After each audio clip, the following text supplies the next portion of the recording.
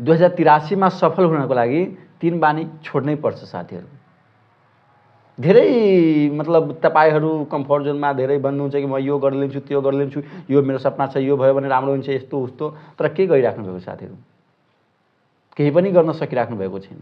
त अब हामी बताउँछु तपाईलाई 3 वटा त्यो बानी जुन तपाई यदि सुधार्नु भएन भने तपाईको 2083 पनि 2082 जस्तै नै बर्बाद हुनेवाला छ साथीहरू।